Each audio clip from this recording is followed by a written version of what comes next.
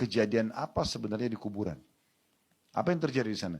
Apakah beda antara orang yang suka sholat, tutup aurat, cari pendapatan halal, gitu kan, terus bertutur kata jujur dalam pekerjaannya, dengan orang yang tidak sholat, manipulasi data, suka ganggu orang?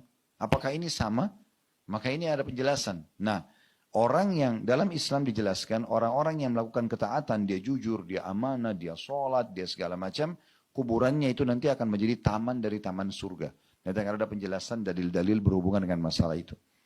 Jadi seperti kuburan para nabi-nabi, kuburan para sahabat, orang-orang soleh dulu, maka kuburan mereka menjadi taman dari taman surga. Dan kita pun akan sama seperti itu. Nanti akan lebih jelaskan panjang lebar dalam buku kita ini. Kemudian kalau dia memang penjahat selama hidup, suka lakukan kriminal, pelanggaran, kuburannya akan menjadi lubang dari lubang neraka. Ada penyiksaan. Ya. Karena Nabi SAW jelaskan dalam panjang lebar hadisnya. Di antaranya kata Nabi SAW waktu habis mengantar jenazah seorang sahabat, maka beliau kemudian berbicara dengan para sahabat yang hadir di situ yang masih hidup.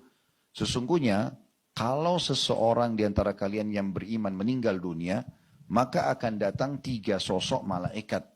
Akan datang 3 sosok malaikat. Yang 2 malaikat rahmah, kasih sayang yang membawa kain kafan dari surga. Yang 1 malaikat maut di ubun-ubun kepalanya.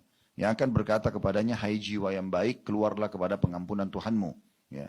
Allah jelaskan dalam Al-Quran, ya ayyatuhan nafsul mutmainnah, irji' ila rabbiki radiyatan mardiyah. Wahai jiwa yang penuh dengan ketenangan, karena selama hidup diisi dengan ketaatan-ketaatan kepada Allah, dia nikmati halal, dia tinggalkan yang haram, maka ruhnya disuruh oleh Allah SWT kepada para malaikat, sampaikan suruh keluarkan ruh yang tenang itu. Maka ruhnya keluar, kata Nabi SAW dalam hadis yang sahih, itu ibarat seperti air yang keluar dari mulut kendi. Jadi bagaimana kalau kita keluarin air dari teko misalnya, kan cepat sekali dari mulutnya itu ya. Mulut teko itu, begitulah ruhnya orang beriman akan keluar. Belum sesaat keluar, maka akan diambil oleh malaikat rahmah. Dibungkus dengan kain kafan dari surga, dibawa ke langit. Ini prosesi gaib yang kita tidak tahu, tapi ini penyampaian dalam agama. Jadi kita punya gambaran, oh ternyata ada yang terjadi loh di sana.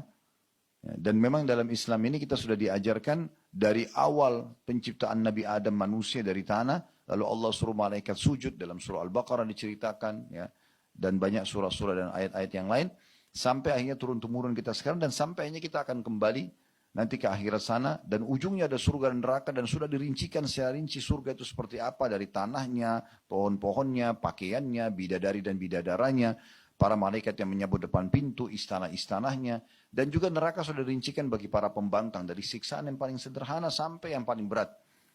Jadi semua sudah diberikan bocorannya sebenarnya, maka beruntung